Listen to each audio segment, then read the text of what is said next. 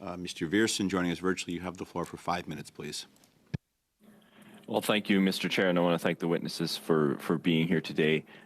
We understand that the RCMP is investigating the ArriveCan scandal.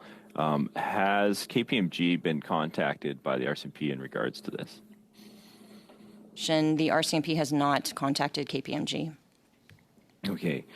We know that the procurement ombudsman has said that 76% of subcontractors did no actual work.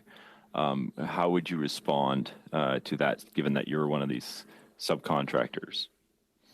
Thank you again for the member's question. I can't really comment on all of the other subcontractors that have worked with the government. But maybe I'll turn it over to Mr. Nijar just to comment specifically again on the work that we did for the cybersecurity work. Thank you. So the work that we performed with respect to the cybersecurity work, we performed over a period of, as I mentioned earlier, around 6 months. There was a large body of work that was performed across 5 different streams of work that required very specialist expertise Could you be a little more specific? Like a large body of work over 5 streams, that doesn't tell me a lot. Thank you for your question. So again, there were 5 streams of work that related to, as I mentioned earlier, vulnerability management, privacy, cloud, incident response, and secure development practices. And each of those. What does that mean for me tangibly? If I'm using this app, you're maintaining security of my data, my name, my address, that sort of thing? Thank you. So we were asked to perform an assessment of the security and privacy of the application, how it protected the information of citizens and other parameters around cybersecurity, and that's what we executed on. Okay. Just going back to the suggestion that you deal with GC Strategies. We heard on February 27th that GC Strategies was also suggested to approach you for this expertise. Had you bid on a separate from this? Had you bid and lost on the application development? No, we did not bid on any application development work, as far as I'm aware. Do you have any idea why your company would have been suggested to GC Strategies? Do you have a long-standing relationship with the government on this kind of stuff? Or? We had no relationship with GC Strategies prior.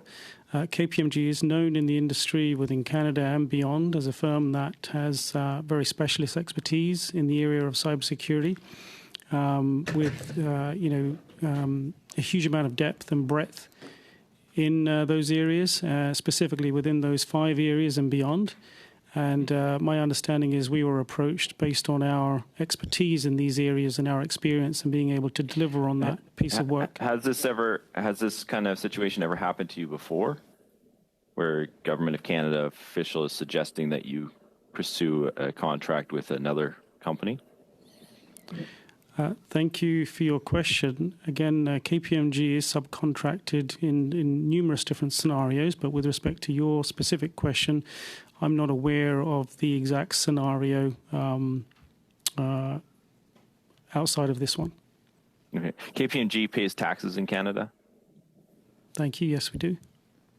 As a taxpayer of Canada, would you not have concerns around the oddity of this, that perhaps we should flag this? This is something that doesn't happen often, being suggested to pursue a contract with another company. Did it ever occur to anybody at KPMG that perhaps this should be flagged?